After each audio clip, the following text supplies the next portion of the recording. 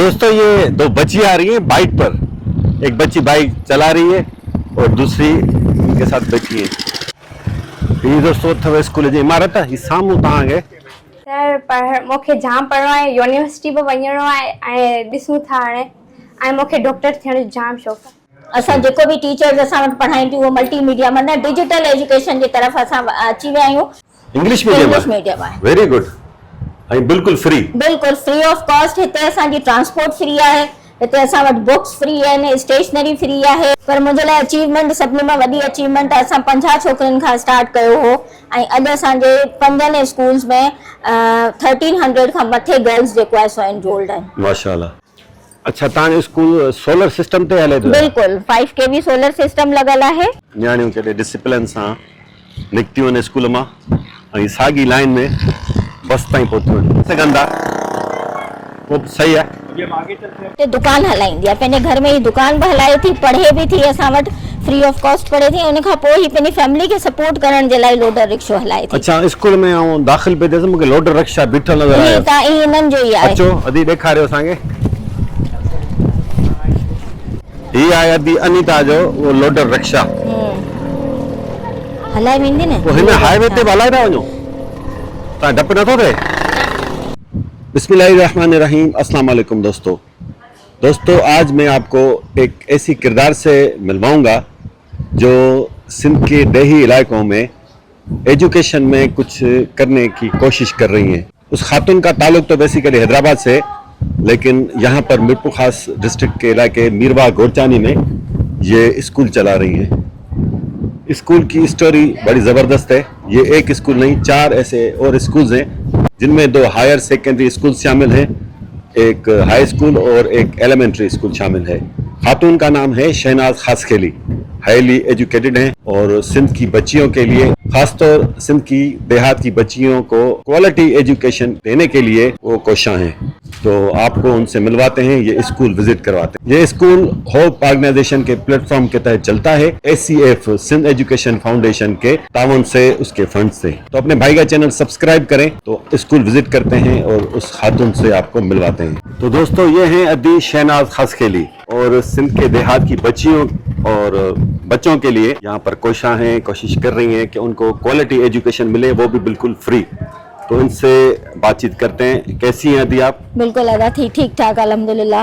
आप पहले अल्हम्दुलिल्लाह, पहले तो आप अपनी एजुकेशन के बारे में बताइए, कहाँ से एजुकेशन हासिल की, कितनी आपने एजुकेशन हासिल की है? मैंने जो शुरुआती तालीम थी वो आगा खान स्कूल हैदराबाद से हासिल की, then college education Nazrat government girls college से, एंड देन मैंने मास्टर्स जो है वो मास्टर्स ऑफ कॉमर्स किया हुआ है फ्रॉम यूनिवर्सिटी ऑफ सिंध। अच्छा मैंने सुना है आप ऑस्ट्रेलियन अलुमनाई भी हैं? बिल्कुल, I was awarded for the Australia awards and but due to Covid आ गया था उस टाइम में, तो unfortunately we did that course online and they awarded me with the certificate. माशाल्लाह माशाल्लाह। अच्छा ये आपका स्कूल, इसको हम प्राइवेट स्कूल बोलें, गवर्नमेंट स्कूल बोलें या सेमी गवर्नमेंट स्कूल बोलें? It's a semi-government school but funded by Government of Sindh, and basically these are the Sindh Education Foundation foundation assisted schools. अच्छा सही है। क्या नाम है आपकी ऑर्गेनाइजेशन का? Hope and Transformation Against Poverty. कितने स्कूल्स चलते हैं आपके प्लेटफॉर्म के तहत? हमारे 4 स्कूल्स चलते हैं जो हमारी ऑर्गेनाइजेशन रन कर रही है रिसेंटली नाउ, और ये पर चाइल्ड सब्सिडी मॉडल होता है। SCF के स्कूल्स जो है वो funded by the government of Sindh. अच्छा ये हायर सेकेंडरी स्कूल है? यस। अच्छा ये दोस्तों मैं आपको बताऊं, सेकंड शिफ्ट में यहाँ पर बच्चियों को तालीम दी जाती है। यहाँ पर 6ठी क्लास से इंटर तक सेकंड शिफ्ट में बच्चियों को पढ़ाया जाता है और सुबह की शिफ्ट में यहाँ पर लड़के पढ़ते हैं। दूर दराज के देहात से यहाँ पर बच्चियाँ और बच्चे पढ़ने आते हैं। बाहर बसेस भी खड़ी हैं जो अब छुट्टी होने के बाद इन बच्चियों को इनके घरों तक, गाँव तक ड्रॉप करेंगी। तो अद्दी को बोलेंगे हमें कुछ क्लासरूम्स विजिट कराएं। अच्छा आदि शहनाज मुझे बताइएगा कितनी बच्चियां पढ़ रही हैं इवनिंग शिफ्ट में? रिसेंटली हमारे पास यहाँ पे जो है वो 750 गर्ल्स जो है वो रिसेंटली एनरोल्ड हैं ऐं हाणे जेके न्यू ईयर जी एडमिशन्स अचनि थियूं उहे रहंदवा आहिनि, पंहिंजी एडमिशन्स हिते काफ़ी आहिनि। अच्छा। असांखे एडमिशन्स जो इलाही प्रेशर आहे, पर मुंहिंजे लाइ अचीवमेंट सभिनी मां वॾी अचीवमेंट असां 50 छोकिरियुनि खां स्टार्ट कयो हो ऐं अॼु असांजे 5 स्कूल्स में 1300 खां मथे गर्ल्स जेको आहे सो एनरोल्ड आहिनि। माशाल्लाह। जेको असांजे लाइ शुरू में त काफ़ी चैलेंजिंग हो, छो जो शुरू में हिते अपॉर्चुनिटीज़ न हुयूं, फैसिलिटीज़ बि न हुयूं, छो जो ही थोरो एरिया अहिड़ो आहे, रूरल एरिया में अचे थो। इन खां पोइ तव्हां हिते ॾिठो हूंदो त मज़दूर तबिको घणो रहे थो, सही। गुरबत आहे हिते, मज़दूर तबिको रहे थो। ऐं जॾहिं असां डोर टू डोर वञी हिते सर्वे कयो त असांखे काफ़ी अहिड़ियूं गर्ल्स मिलियूं, असांखे काफ़ी अहिड़ियूं गर्ल्स मिलियूं जेके पंजो पढ़ी वेही रहंदियूं हुयूं। पोइ उन्हनि जे लाइ अपॉर्चुनिटीज़ न हुयूं, कंहिंखे कन्वेंस जो इशू हूंदो, कंहिंजे पेरेंट्स खां परमिशन कोन हूंदी, त मूं हुते सर्वे कयो डोर टू डोर जेके बि ॻोठा आहिनि, घर आहिनि।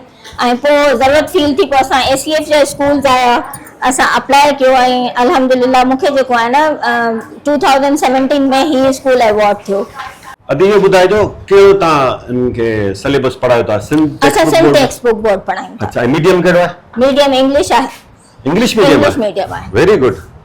ऐं बिल्कुलु फ्री? बिल्कुलु फ्री ऑफ कॉस्ट। हिते असांजी ट्रांसपोर्ट फ्री आहे, हिते असां वटि बुक्स फ्री आहिनि, स्टेशनरी फ्री आहे, असां वटि कंप्यूटर लैब आहे, साइंस लैब आहे, इहे हिन जी बेसिक फैसिलिटीज़ में आहिनि। सेफ ड्रिंकिंग वाटर आहे, ॿारनि जे लाइ स्पोर्ट्स टीचर आहे ताकि पढ़ाई सां गॾु जेको आहे फिजिकल एजुकेशन भी हलंदी रहे। अच्छा, कोर्स वगैरह तव्हां फराहम कयो था? बिल्कुल free of cost. Free of cost. ऐं हिते का भी फीस ना है, कंहिं भी मद में का भी फीस ना है। एग्जामिनेशन फीस फ्री आहे, 9th matric first year inter, ऐं एडमिशन फीस ना है, हिते फ्री ऑफ कॉस्ट आहे। अच्छा, पाणे मुझे ख्याल 6th क्लास में मौजूद है? जी बिल्कुल, ही असांजी न्यू एनरोल्ड 6th क्लास आहे। अच्छा, ठीक है। जेके हाणे ही असां वटि करंट एडमिशन्स आया आहिनि, अञा सेशन शुरू ना है थियो, पर एडमिशन्स असां वटि एतिरा अची चुका आहिनि। यहाँ पर पढ़ाई कैसी है, माहौल कैसा है, टीचर्स का रवैया आपके साथ कैसा है? बहुत अच्छा है। चलें बैठे, को क्लास विजिट करा असांखे। जी अचो।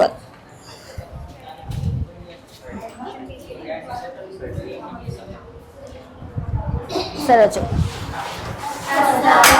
वालेकुम अस्सलाम। ही असांजो क्लास 7th आहे। अच्छा। क्लास 7th में ही लास्ट ईयर असां वटि न्यू आयूं आहिनि, हाणे असांजो सीनियर्स में थी वयूं आहिनि, त ही असां वटि हिकिड़ो साल पढ़ियूं आहिनि। सही, ठीक है। अचो अचो अदी। दोस्तों, सिंध जूं न्याणियूं आहिनि जेके क्वालिटी एजुकेशन बिल्कुल फ्री हासिल कर रहियूं आहिनि।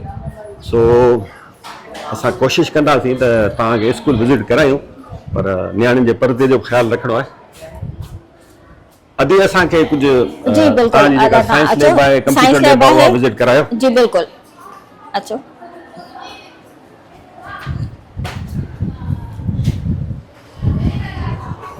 ही असांजी साइंस लैब आहे, जिते हींअर प्रैक्टिकल हली रहियो आहे। माशाल्लाह, सही। असांजी टीचर दोस्तों, इन होप स्कूल जी ही साइंस लैब आहे, हिते इहे असांजूं न्याणियूं अदड़ियूं प्रैक्टिकल कनि पियूं, उन्हनि सां ॻाल्हि ॿोल कयूं था। अदी, तव्हांजो नालो छा आहे पुटु?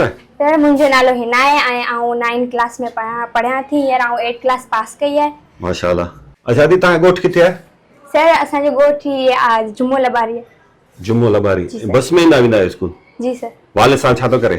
सर, वालिद साहब मजदूरी करे थो। मजदूरी करे थो? जी सर। छा तव्हांजो ड्रीम आहे अॻिते पढ़ी केसि ताईं पढ़ंदव, अॻिते छा थियणु चाहियो था? सर, मूंखे जाम पढ़णो आहे, यूनिवर्सिटी बि वञिणो आहे ऐं ॾिसूं था हाणे, ऐं मूंखे डॉक्टर थियण जो जाम शौक़ु आहे। इंशाल्लाह अलाह कंदो तव्हां डॉक्टर थींदो, सुठी डॉक्टर थींदो इंशाल्लाह। आमीन। मुंहिंजियूं तव्हांखे दुआऊं आहिनि, सभिनी न्याणियुनि खे तव्हां मुंहिंजियूं दुआऊं आहिनि। हाणे मूंखे ॿुधायो, छा पिया तव्हां सिखो, छा पिया पढ़ो? सर, हींअर असां DNA ऐं माइक्रोस्कोप पढ़ूं पिया, ऐं हींअर असां DNA जो मतिलबु कि DNA जी फुल फॉर्म जेको आहे उहो डीऑक्सीराइबो न्यूक्लिक एसिड आहे, ऐं असां माइक्रोस्कोप में पढ़ूं था मतिलबु कि जेको माइक्रो ऑर्गेनिज़म्स हूंदा आहिनि, जेको पाण जंहिंखे अखियुनि सां कोन ॾिसी कोन था सघूं, त हुननि खे पाण माइक्रोस्कोप में ॾिसी सघूं था। इन जे लाइ पाण असां माइक्रोस्कोप में लीफ जो एक्सपेरिमेंट कयूं था। ठीक है, वेरी गुड। पुटु, तव्हांजो नालो छा है?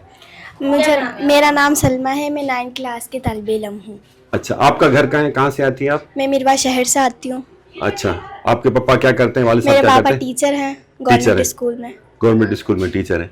यहाँ का माहौल कैसा है, पढ़ाई कैसी है, टीचर्स का रवैया आपके साथ कैसा है?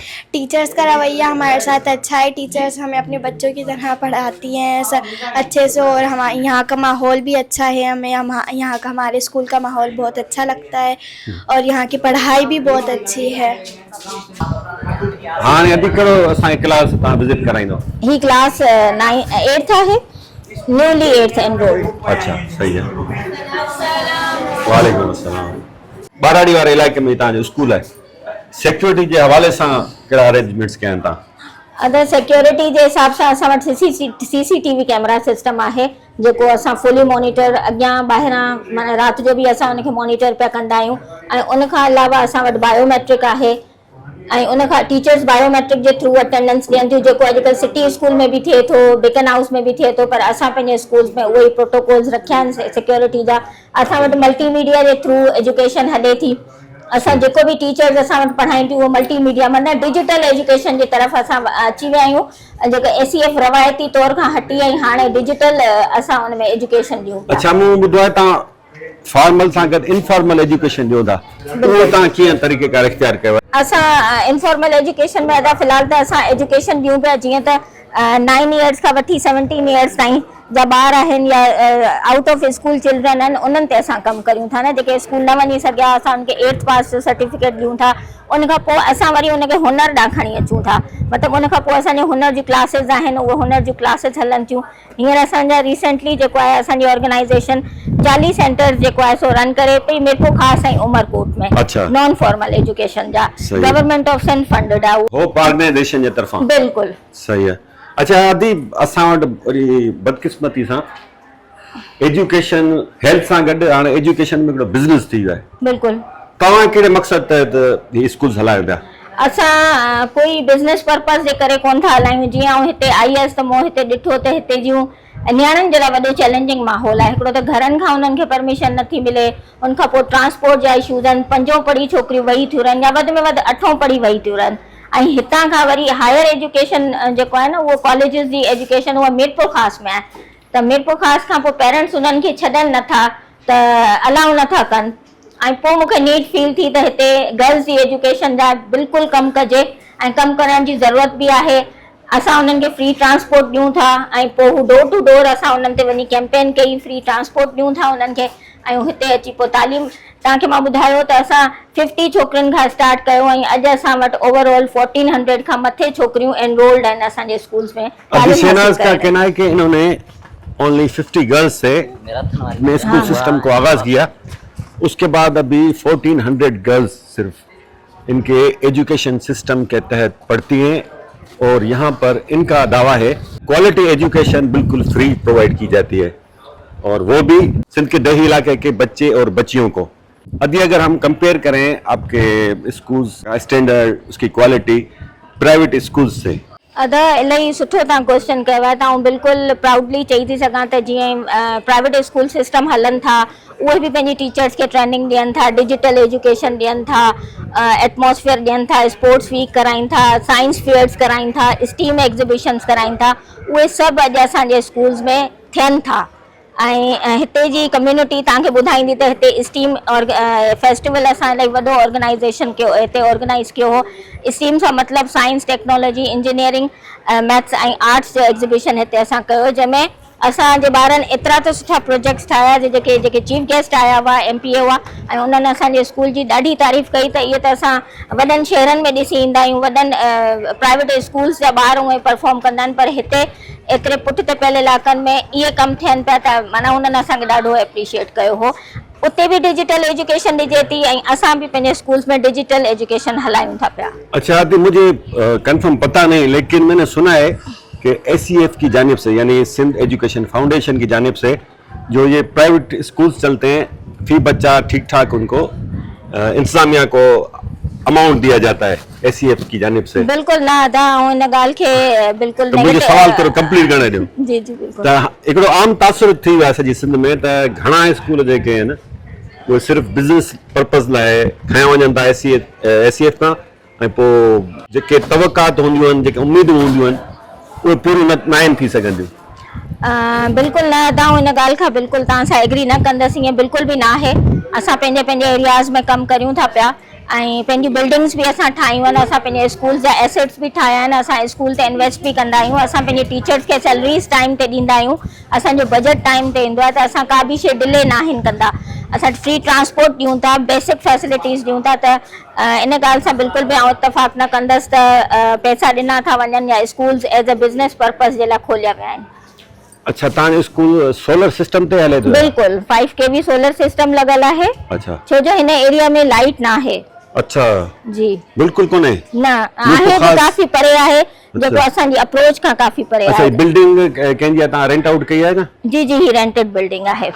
अद्दी हैं होप ऑर्गेनाइजेशन की हेड, जिसके तहत मीरपुर खास डिस्ट्रिक्ट में 4 स्कूल्स ये चलाती हैं। तो 2 हायर सेकेंडरी स्कूल्स हैं ऐसे, एक स्कूल में तो हम मौजूद हैं, एक हाई स्कूल है और एक एलिमेंट्री हर स्कूल है। कैटेगरी ॿिया जा स्कूल स्कूल किथे नदी? असांजा जेको ॿियो स्कूल आहे उहो बि हिते भगत शगन बिल्कुलु वेझो या कुछ किलोमीटरनि जे फ़ासिले ते, हिकिड़ो असांजो 10 मील मोरी ते स्कूल आहे, हिकिड़ो मोहम्मद हसन मरी में असांजो स्कूल आहे, ऐं हिकिड़ो उमरकोट में असांजो स्कूल आहे। अच्छा, तव्हांजो ताल्लुक हैदराबाद सां आहे? जी बेसिकली आउं हैदराबाद सां। हैदराबाद जे कहिड़े इलाइक़े सां? हीराबाद। अच्छा, हीराबाद जा आहियो? जी। हैदराबाद छॾे हिते मीरपुर खास में रहो पिया? जी बिल्कुलु रहां पई। कीअं पियो लॻे हिते? 16 इयर्स थी विया रहां पई बिल्कुलु। अच्छा, 16 साल थी विया आहिनि। बिल्कुलु सही है। हैदराबाद सां वास्तो आहे, ख़तम थी वियो? बिल्कुलु आहे वास्तो। हाँ, सही है। छा डिलीवर करे सघिया? क्वालिटी एजुकेशन त मिली नियाणियुनि खे? बिल्कुलु। उन खां अॻिते वधियूं?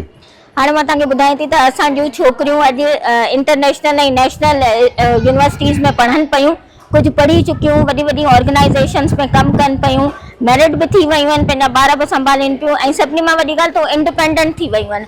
असांजूं स्कूल्स जेके असांजूं गर्ल्स आहिनि हींअर स्कॉलरशिप्स ते बख्तावर कैडेट कॉलेज में वियूं आहिनि, ऐं एनजेवे कॉलेज में, एनजेवे तव्हां नालो ॿुधो हूंदो कराची में, उन में असांजा ॿार स्कॉलरशिप्स ते स्पेशली गर्ल्स ऐं बॉयज़ पढ़नि था फ्री ऑफ कॉस्ट।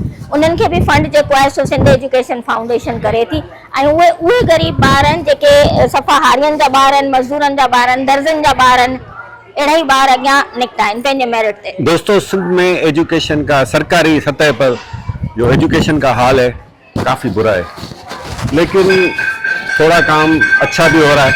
इस तरह के स्कूल्स चल रहे हैं जो गवर्नमेंट फंडेड हैं। तो अद्दी शहनाज जैसे किरदार सिंध में हैं, बहुत सारे हैं। मंजूर सुमरो साहब हैं घोटकी में, और भी बहुत सारे हैं। तो हमारी कोशिश होगी कि ज़्यादा से ज़्यादा एजुकेशन को प्रमोट करें, ऐसे स्कूल्स दिखाएं, ताकि पूरे सिंध में मिसालें कायम हों और लोग भी आगे आएँ। तो छुट्टी हो गई है, तो स्कूल की हो गई है छुट्टी, 5 बज गए। तो ये बच्चियाँ अब किस तरह घरों को जाएंगी आपको हम दिखाते हैं। अदा असांजूं 2 रूट्स ते बसिस हलनि थियूं, हिकिड़ी बेलाड़ो शाख न वञे थी ऐं हिकिड़ी मीरवा सिटी न वञे थी। अच्छा, केतिरो परे खां अचनि थियूं नियाणियूं? ही तक़रीबन अदा हितां खां ईअं सम्झो जो 8 किलोमीटर 9 किलोमीटर परे खां अचनि थियूं, डिफरेंट विलेजेस खां। अच्छा, ॾाढो सुठो हिकिड़े डिसिप्लिन तहत ई नंढड़ियूं ॿारियूं असांजी नियाणियूं स्कूल मां ॿाहिरि वञनि पियूं, जाॾियूं संदन इंतज़ार में आहिनि।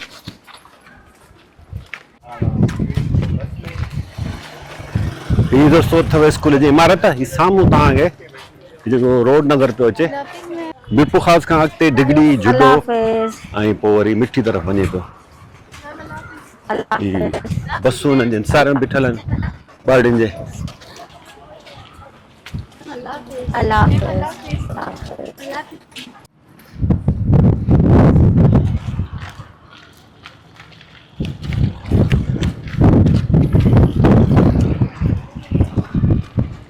ॾिसो दोस्तों, नियाणियूं केॾे डिसिप्लिन सां निकितियूं आहिनि स्कूल मां, ऐं साॻी लाइन में बस ताईं पहुचनि पियूं। सुठी ॻाल्हि आहे दोस्तों, तमामु सुठी ॻाल्हि आहे जेकॾहिं क्वालिटी एजुकेशन बिल्कुलु मुफ़्त मिले ऐं सिंध जे ॿारनि नियाणियुनि लाइ कोशिशूं वरितियूं वञनि उन्हनि खे बहितर खां बहितर तालीम ॾियण लाइ।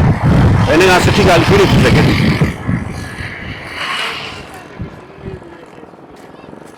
प्राइवेट बसूं आहिनि, हाणे जेके हिननि वीचारा ही अरेंज करे सघनि था वो सही है। ये आगे चलते हैं आपको दिखाते हैं थोड़ा सा।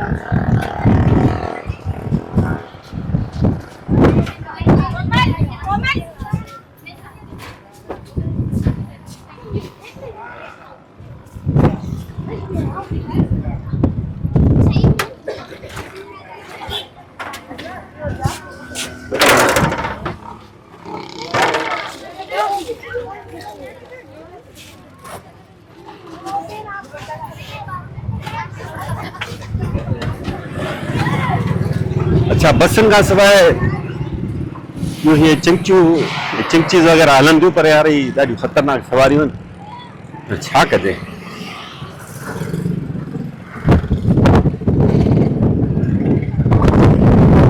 हलूं वापसि स्कूल जी बिल्डिंग आहे, ही ॾिसो,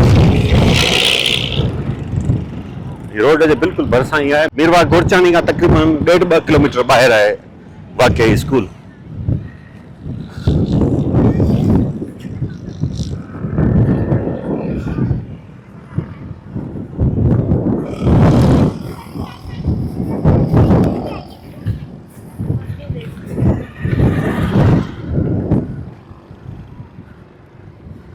स्कूल जी इमारत साफ़ सुथरी है, सुठी है।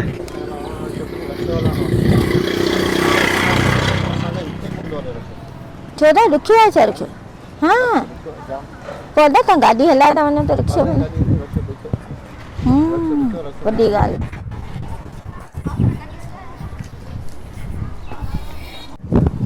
तो अल्लाह हाफ़िज़। अल्लाह, आप लोग रिक्शे में जाते हैं?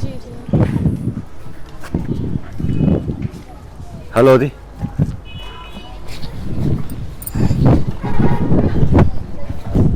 दोस्तों इस स्कूल में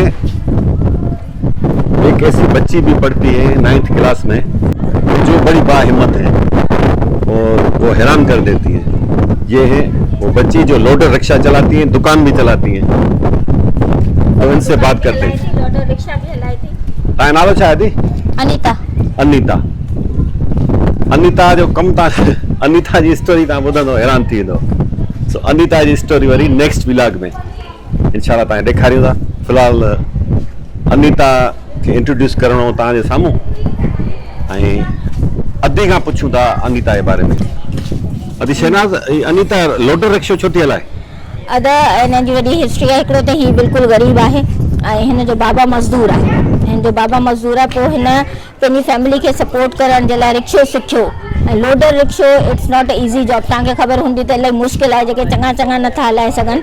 हिन नंढड़ी उहो लोडर रिक्शो सिखियो आहे पंहिंजी अच्छा, हिन जो सभिनी खां वॾो कमाल त हीअ शहर में सामान खणी ईंदी आहे, लोड करे वरी खणी वेंदी आहे ऐं वरी वापसि वञी पंहिंजे उते दुकान हलाईंदी आहे। पंहिंजे घर में ही दुकान बि हलाए थी, पढ़े बि थी असां वटि, फ्री ऑफ कॉस्ट पढ़े थी। उन खां पोइ ही पंहिंजी फैमिली खे सपोर्ट करण जे लाइ लोडर रिक्शो हलाए थी। अच्छा, स्कूल में आऊं दाख़िल पे थियसि, मूंखे लोडर रिक्शा बीठल नज़र आयो। त इन्हनि जो ई आहे। अचो अदी ॾेखारियो असांखे।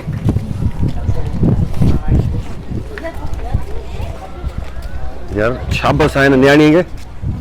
ही तव्हांजो भाउ आहे?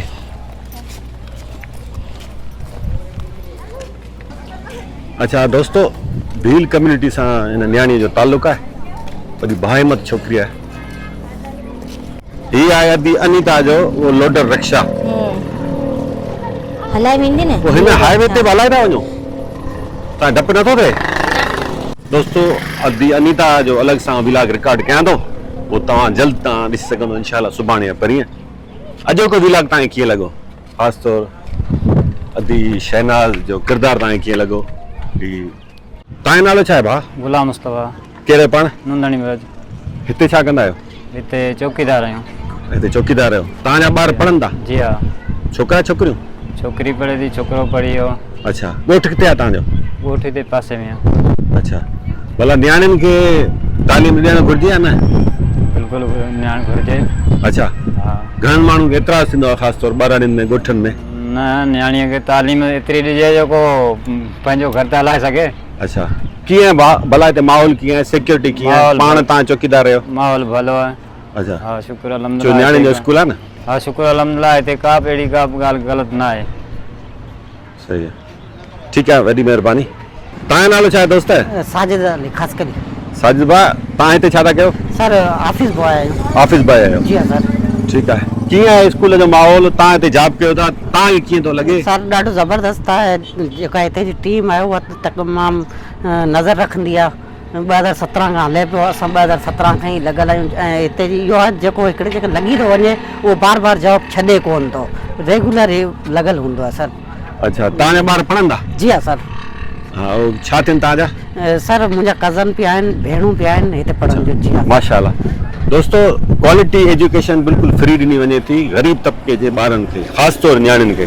जी हाँ सर। इन खां वधीक सुठी ॻाल्हि कहिड़ी थी सघे थी? मूंखे त यार स्कूल सुठो लॻो, बहितर लॻो। तव्हांखे कीअं लॻो? अदी शहनाज जो किरदारु तव्हांखे कीअं लॻो? तव्हां पंहिंजे कमेंट्स में असांखे ज़रूर ॿुधाइजो।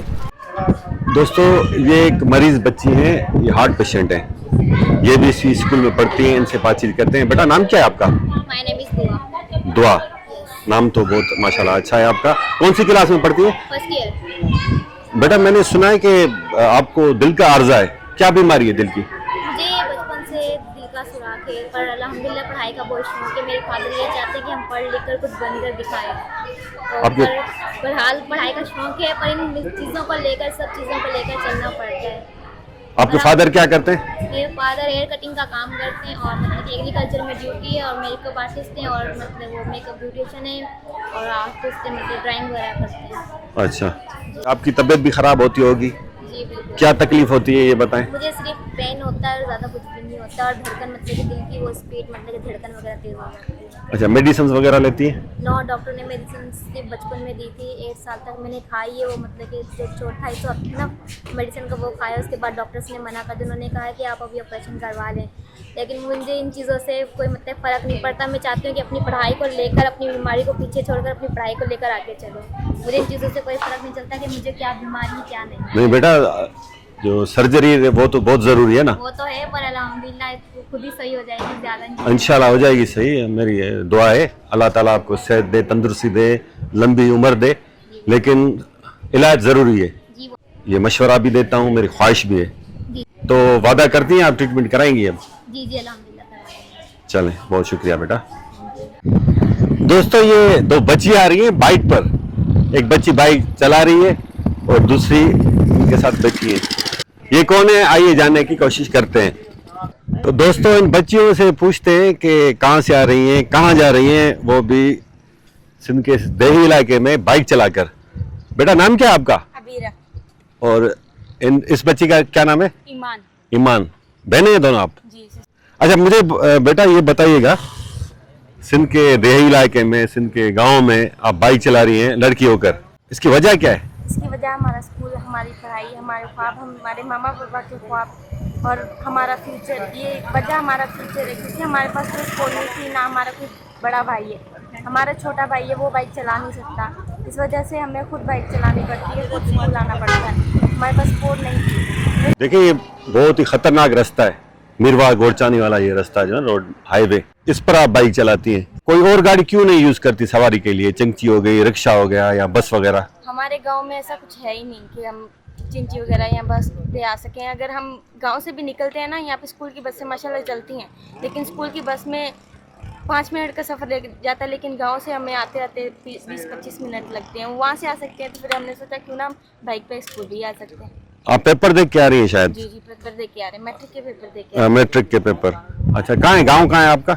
हमारा माही खास के लिए काजी साहब के पास। वाले साहब क्या करते हैं आपके? हमारे वालिद साहब कारपेंटर। कारपेंटर है?